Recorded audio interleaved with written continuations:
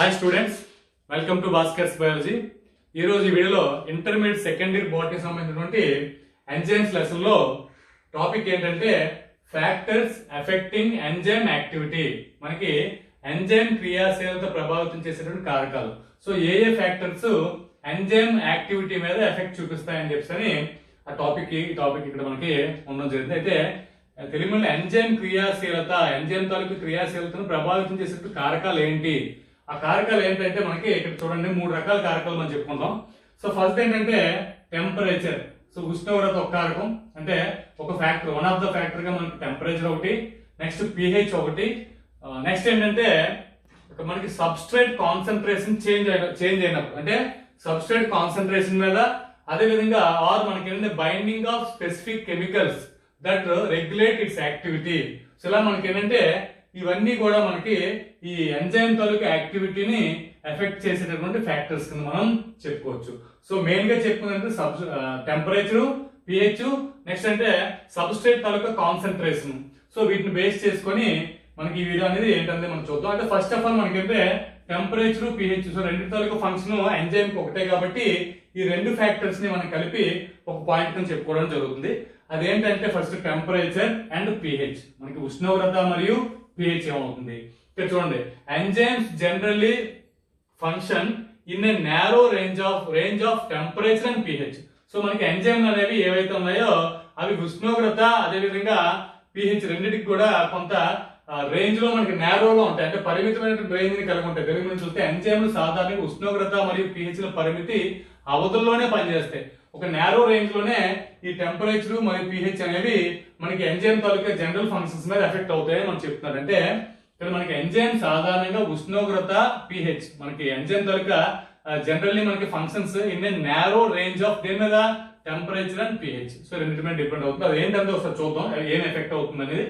మనకి ఏంటంటే each enzyme shows its highest activity at the particular temperature and pH.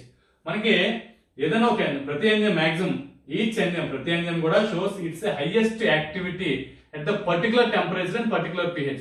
So particular pH దగ్గర కానీ particular temperature దగ్గర కానీ, అంటే ఎంత టెంపరేచర్ అనేసి, సో ఆ పర్టికులర్ టెంపరేచర్ కానీ పర్టికులర్ pH వాల్యూ దగ్గర మనకి ప్రతి ఎంజైమ్ కూడా మనకంటే హైయెస్ట్ యాక్టివిటీని ఇవి ప్రదర్శిస్తాయి, షోస్. కాబట్టి ఇవి ఏదైనా సరే ఒక ఎంజైమ్, అంటే మనకి ఒక ఎంజైమ్ అని కాదు, ఈచ్ ఎంజైమ్ ప్రతి ఎంజైమ్ కూడా మనకి ఏముంటుంటే హైయెస్ట్ యాక్టివిటీని షో చేస్తాయి. ఎప్పుడంటే particular temperature and particular pH. So వీటి దగ్గర మనకి వాటి యాక్టివిటీ చాలా హైగా ఉంటుంది.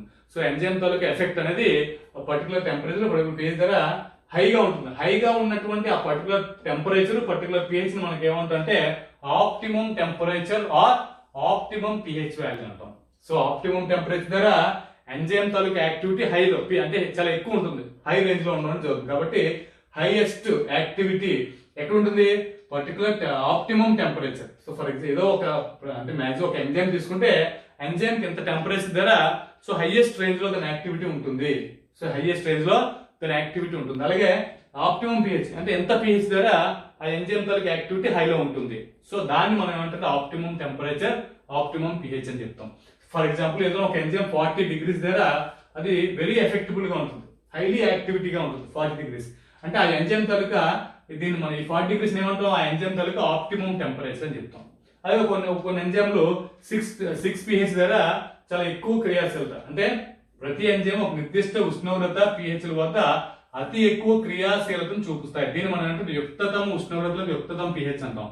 సో 40 degrees 40 degrees సెంటిగ్రేడ్ ఉష్ణోగ్రత వద్ద ఏదైనా ఒక ఎంజైమ్ చాలా మనకి క్రియాశీలత, చాలా ఎక్కువ క్రియాశీలత చూపిస్తుంది. అతి ఎక్కువ క్రియాశీలతను 40 degrees 40 degrees సెంటిగ్రేడ్ గా చూపిస్తుంది. అంటే ఈ 40 degrees సెంటిగ్రేడ్ ఏమవుతుందంటే ఆ ఎంజైమ్ తాలూకా యుక్తతం ఉష్ణోగ్రత అవుతుంది. సో విధంగా pH 6 pH దగ్గర ఆ ఎంజైమ్ అనేది చాలా ఎక్కువ క్రియాశీలతను చూపిస్తుంది. అప్పుడు ఏమవుతుంది, అది మనకి యుక్తతం pH కింద ఎంజైమ్ కి మనం చెప్పడం అనేది జరుగుతుంది. ఈ విధంగా మనకి ఏంటంటే optimum temperature and optimum pH అనేది మనకి చూపిస్తాం. సో ఇక్కడ optimum temperature or optimum pH అంటే ఏంటంటే each enzyme shows its highest activity at the particular temperature. So particular temperature అంటే ఏం చెప్తాం మనం, ఆప్టిమం టెంపరేచర్ చెప్తాం. అదే పర్టికులర్ pH అంటే ఏం చెప్తాం మనకి ఏంటంటే, so each enzyme shows its highest activity at the particular pH అంటే మనకి ఏంటంటే ఆప్టిమం pH అనేది జరుగుతుంది. సో ప్రతి ఎంజైమ్ ఒక నిర్దిష్ట ఉష్ణోగ్రత pH ల వద్ద అతి ఎక్కువ క్రియాశీలతను చూపిస్తాయి. సో ఒక నిర్దిష్ట ఉష్ణోగ్రత అంటే మనకి ఏంటంటే యుక్తతం ఉష్ణోగ్రత అవుతుంది. అదే నిర్దిష్ట pH అని చెప్తే మనకి ఏంటంటే యుక్తతం pH వాల్యూ అనేది విలువ అనేది మనం చెప్తాం. ఈ నెక్స్ట్ పాయింట్కి వస్తే మనకి ఏంటంటే activity declines both below and above the optimum value. So optimum వాల్యూకి పెరిగిన మనకి ఏమిచ్చారు బోత్ బిలో అయినా ఎబో అయినా, దేనికి ఆప్టిమం వాల్యూకి ఎబో అయినా బిలో అయినా మనకి ఏంటంటే యాక్టివ్ ఎంజైమ్ తాలూకా యాక్టివిటీ అనేది లేదా ఆ రియాక్షన్ తాలూకా యాక్టివిటీ అనేది మనకంటే డిక్లైన్స్ అంటే తగ్గిపోతుంది. సో తగ్గిపోవడం అనేది అంటే యుక్తతమ విలువ మనకి ఏదైతే యుక్తతమ విలువ అనుకో ఇక్కడ 40 డిగ్రీల సెంటిగ్రేడ్ అనుకున్నాం. యుక్తతమ విలువ కన్నా ఎక్కువగా ఉన్నా తక్కువగా ఉన్నా క్రియాశీలత తగ్గిపోతుంది. సో 40 డిగ్రీల కంటే పెరిగింది 50 డిగ్రీలకు వెళ్ళిపోయింది.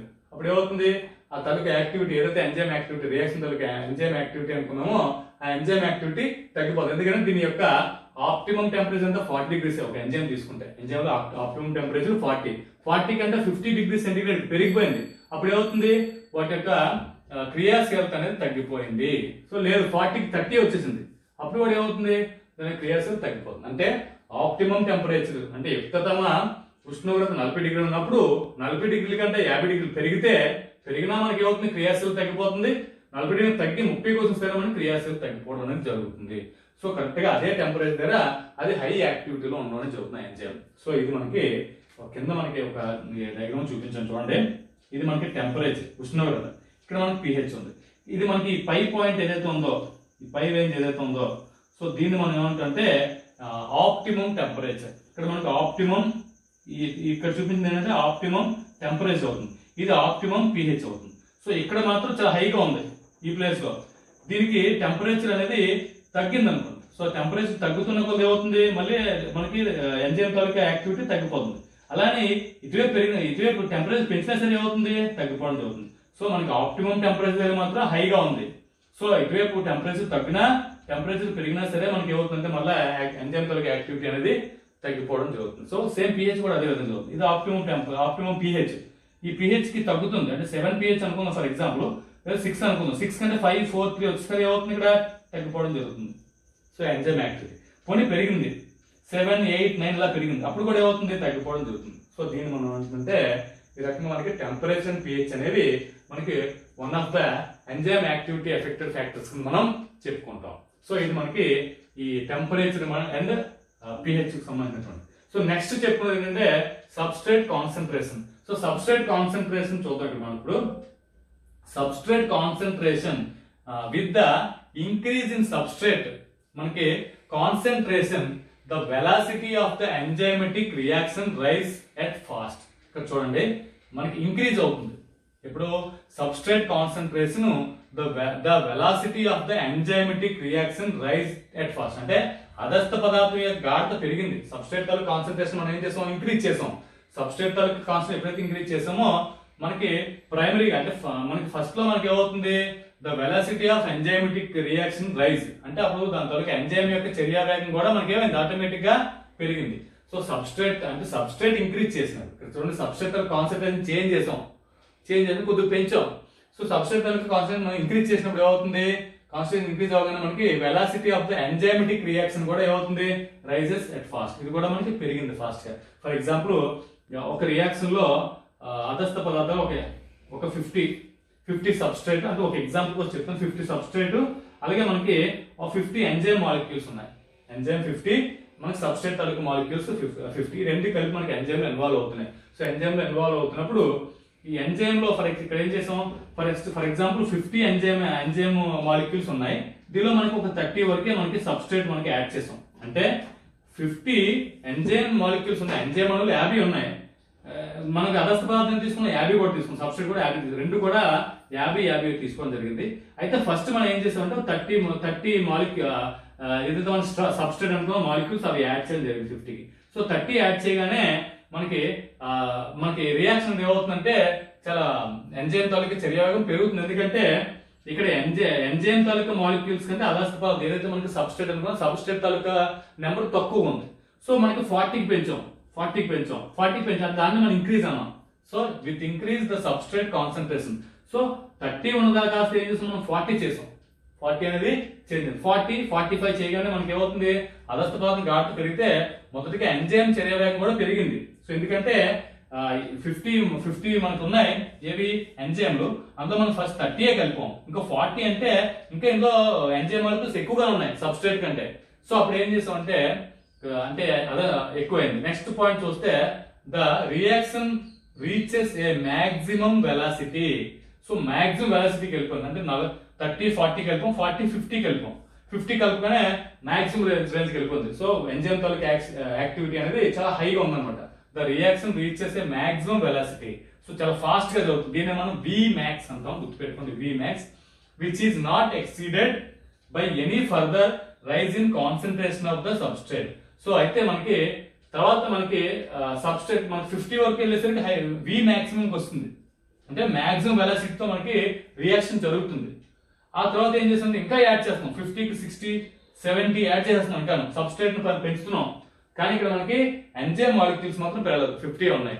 ఇక్కడ మనకి 60-70 వరకు వెళ్ళినా సరే మనకి ఫస్ట్ లో స్టార్టింగ్ ఇనీషియల్ గా చర్యా వేగం పెరిగింది. ఎందుకంటే ఇక్కడ మనకి సబ్స్ట్రేట్ అదస్త పదార్థం కంటే ఎంజైమ్ తాలూకా నెంబరు ఎక్కువగా ఉంది కాబట్టి ఆ 50 వరకు రేజ్ అయింది. సో Vmax కి వెళ్ళిపోయింది 50 వరకు. సో తర్వాత కూడా మనం ఇంకా పెంచుతున్నాం, 60-70 మనం పెంచుతున్నాం. కానీ అప్పుడు ఏమవుతుందంటే ఆ చర్యా వేగం అనేది పెరగలేదు. సో చివరిగా చర్యా వేగం గరిష్ట వేగానికి చేరుతుంది. గరిష్ట వేగం అనగానే మనకంటే మాక్సిమం వెలాసిటీకి వెళ్ళిపోయింది. తర్వాత అదస్త పదార్థ గాఢత పెరిగినా మళ్ళీ ఇంకా యాడ్ చేస్తున్నాం, 50కి వెళ్ళిపోయింది. సరే 50 అంటే ఇక్కడ మనకి ఎందుకు వస్తుంది, గరిష్ట వేగానికి వస్తుంది. తర్వాత కూడా అదస్త పదార్థ గాఢత పెంచినా చర్యా వేగం పెరగదు, ఇంకా చర్యా వేగం పెరగలేదు. సో ఎందుకు పెరగలేదంటే మనకి ఎంజైమ్ తాలూకా నెంబర్ 50 ఉంది, కానీ మన సబ్స్ట్రేట్ మనం 70 వరకు యాడ్ చేస్తాం. అంటే అదస్త పదార్థం 70 అణువులు ఉన్నాయి, మనకి ఎంజైమ్ అనేది 50 అణువులు ఉన్నాయి. ఇక్కడ ఏమైంది, అదస్త పదార్థం కంటే ఎంజైమ్ తాలూకా అణువుల తాలూకా సంఖ్య తక్కువగా ఉంది, నెంబర్ తక్కువ, నెంబర్ సరిపోలేదు. అదస్త పదార్థానికి బైండ్ చేసి రియాక్షన్ చేయడానికి కావాల్సినటువంటి ఎంజైమ్స్ అనేవి నెంబర్ ఇక్కడ లేదు, నెంబర్ తక్కువ ఉంది. అంటే అదస్త పదార్థం తాలూకా అణువుల తాలూకా సంఖ్య ఎక్కువగా ఉంది, ఎంజైమ్ అణువుల తాలూకా సంఖ్య తక్కువగా ఉన్న వల్ల ఇంక రియాక్షన్ చేయడానికి అక్కడ స్కోప్ లేదు కాబట్టి ఇంక రియాక్షన్ జరగదు. అందువల్ల ఏమవుతుంది, చర్యా వేగం కూడా మనకి పెరగలేదు. అంటే which is not exceeded by any further rise the concentration of substrate. So substrate concentration further గా మనకి రైజ్ చేసినా మనకి ఏమవుతుందంటే రియాక్షన్ అనేది ఎక్సీడ్ అవ్వలేదు, అంటే పెరగలేదు ఇంకా. సో దానికి కారణం ఏంటంటే నెంబర్ అనేది తగ్గిపోతుంది. అంటే ఎంజైమ్ తాలూకా నెంబర్ 50 ఉంది, మనం కలిపిన సబ్స్ట్రేట్ తాలూకా నెంబర్ 70కి వెళ్ళిపోయింది కాబట్టి అంటే Vmax దాటిపోయింది, అంటే మాక్సిమం వెలాసిటీ దాటిపోవడం అనేది జరిగింది. సో దీనికి కారణం because there are no free enzyme molecules to bind with the additional substrate molecules. మనం 50 దాటిన తర్వాత 60-70 కలిపినా సరే దాన్ని బైండ్ చేసుకునేటటువంటి ఎంజైమ్ మాలిక్యూల్స్ ఇంకా లేవు. 50 అంటే 50 వరకు బైండ్ చేసి మాక్సిమం వెలాసిటీకి వెళ్ళిపోయింది. ఇంకా తర్వాత మనం ఏదో అడిషనల్ గా మనం కలిపిన సబ్స్ట్రేట్ ని దాన్ని బైండ్ చేయడానికి కావాల్సినటువంటి మనకి ఎంజైమ్ మాలిక్యూల్స్ అనేవి, ఫ్రీ ఎంజైమ్ మాలిక్యూల్స్ అనేవి లేవు. ఫ్రీ అంటే ఎంజైమ్ మాలిక్యూల్స్ అనేవి బైండ్ అయిపోయి ఉన్నాయి. ఇంకా ఎక్సెస్ మనకి ఎంత కలిపినా మనకి బైండ్ చేయడానికి మనకి ఎంజైమ్ మాలిక్యూల్స్ అనేవి లేకపోవడం వల్ల ఇంకా అక్కడ నుంచి ఏమవుతుంది, చర్యా వేగం పెరగలేదు. సో మనకి రియాక్షన్ అనేది ఎక్సైటెడ్ అవ్వలేదు. సో ఇది. సో నెక్స్ట్ ఏంటంటే ఇక్కడ చూడండి, ఇక్కడ మనం డయాగ్రామ్ ఇచ్చాం, ఇక్కడ మనకి సబ్స్ట్రేట్ కలుపుతున్నాం ఎక్స్ యాక్సిస్ మీద. సో వై యాక్సిస్ మీద ఏంటంటే వెలాసిటీ చూస్తున్నాం ఎలా జరుగుతుందని. సో మ్యాక్సిమం ఇక్కడ నుంచి మనకి టెంపరేచర్ అలాగా మనకి సబ్స్ట్రేట్ అలా యాడ్ చేస్తున్న కొద్దీ మనకి మాక్సిమంకి వెళ్ళిపోయింది ఇంకా. సో మాక్సిమం వెళ్ళిపోయిన తర్వాత మనం ఎంత యాడ్ చేసినా ఇంకా అంతే ఉంటుంది, ఇంకా అది రియాక్షన్ అనేది మారదు. ఇంకా ఎంత యాడ్ చేసినా అలాగా అదే లెవెల్లో మనకి అలా వెళ్ళిపోవడం జరుగుతుంది. సో ఈ రకంగా మనకి అంటే Vmax అంటాం, ఎక్కడైతే మనకి హై రేంజ్ వెళ్తుందో దాన్ని Vmax అంటాం. తర్వాత మనం ఎంత ఎడిషన్ చేసినా సరే, ఎంత మనం కలిపిన అదస్త పదార్థాలని అంతకు మించి ఇంకా చర్యా వేగం అనేది జరగదు. సో దీనికి కారణం ఏంటంటే అదనపు అదస్త పదార్థ అణువులతో బంధితం కావడానికి అవసరమైన స్వేచ్ఛ ఎంజైమ్ అణువులు లేవు.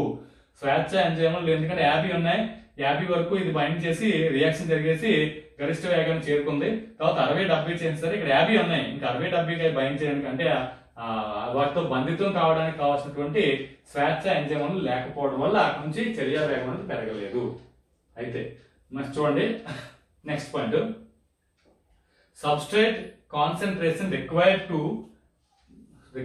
To cause of the maximum reaction rate is termed as, మనకి ఏమి ఇచ్చారంటే మైఖేలిస్ మెంటన్ మనకి కాన్స్టెంట్ అన్నాడు. మనకి ఏంటంటే మైకేలిస్ మెంటన్ కాన్స్టెంట్, దీన్ని మనం కేఎం అని చెప్తాం. సో కే క్యాపిటల్ వస్తుంది, కేఎం అని చెప్పడం జరుగుతుంది. అంటే కేఎం అంటే మైకేలిస్ మెంటన్ కాన్స్టెంట్. సో దీన్ని మనం తెలుగులో అంటే గరిష్ట చర్య వేగం సగం జరగడానికి కావాల్సిన అదర్శ పదార్థ గాఢత. సో మనకి చూడండి, ఈ అదర్శ పదార్థం అనేది మనకి గాఢత అనేది మనకి హాఫ్ తీసుకుంటాం, హాఫ్ అంటే కొరకు తీసుకున్నాం. సో ఇది మనకి ఏంటంటే Vmax/2 అవుతుంది. అంటే మనం ఎంత పదార్థం, ఒక ఫర్ ఎగ్జాంపుల్ 50 అనుకున్నాం కదా, 50లో మనకి 25 తీసుకుంటాం. అంటే 50 మాలిక్యూల్స్ ప్లేస్ లో మనకి 50 మాలిక్యూల్స్ అనేవి Vmax. 50 మాలిక్యూల్స్ లో హాఫ్ తీసుకోవడం అనేది మనకి ఏంటంటే మైకేలిస్ మెంటన్ స్థిరాంకం అని చెప్పడం జరుగుతుంది. సో హాఫ్ తీసుకుంటే అంటే ఇది మనకు ఒక రేషియో కింద చెప్తాడు. అంటే మనకి half of the maximum reaction rate 50 అయినప్పుడు, ఎగ్జాంపుల్ మనకి 50 అయినప్పుడు మనం 25 తీసుకుంటే, 25 మాలిక్యూల్స్ తీసుకుంటే దాన్ని మనం అంటే మైకేలిస్ మెంటన్ కాన్స్టెంట్ అని చెప్పడం జరుగుతుంది. దీన్ని మనం మైకేలిస్ మెంటన్ స్థిరాంకం, అంటే గరిష్ట చర్య వేగం సగం చేయడానికి కావాల్సిన ఆదర్శ పదార్థం తీసుకోవడాన్ని మనం అంటాం. సో ఇది మనకు ఉన్నటువంటి ఈ ఫ్యాక్టర్స్ ఎఫెక్టింగ్ ఎంజైమ్ యాక్టివిటీ, అంటే ఎంజైమ్ క్రియాశీలతను ప్రభావితం చేసేటటువంటి కారకాల్లో మనం టెంపరేచర్, pH, తర్వాత సబ్స్ట్రేట్ కాన్సన్ట్రేషన్ చెప్పుకున్నాం. సో దీని తర్వాత specific chemical that regulate it's activity అని ఇచ్చాడు. మనకి ఇన్హిబిటర్స్ ఉంటాయి, ఎంజైమ్ ఇన్హిబిటర్స్ అంటాం అవి. సో అది ఆ టాపిక్ లో రావడం జరుగుతుంది. దానికి సంబంధించి ఆల్రెడీ ఒక వీడియో నేను చేసి ఉంచాను, అది నేను ప్లేలిస్ట్ లో కూడా, అంటే ఎంజైమ్స్ అనే ప్లేలిస్ట్ లో కూడా దాన్ని యాడ్ చేస్తాను. అలాగే ఈ వీడియో దగ్గర డిస్క్రిప్షన్ లో కూడా దాని దగ్గర లింక్ ఇస్తాను. సో దీని తర్వాత కంటిన్యూస్ గా అది ఉంటుంది, అది చూడండి. దీని తర్వాత ఫర్దర్ గా మనకి ఏంటంటే నెక్స్ట్ వీడియో నేను చేస్తాను. Thanks for watching. Thank you very much.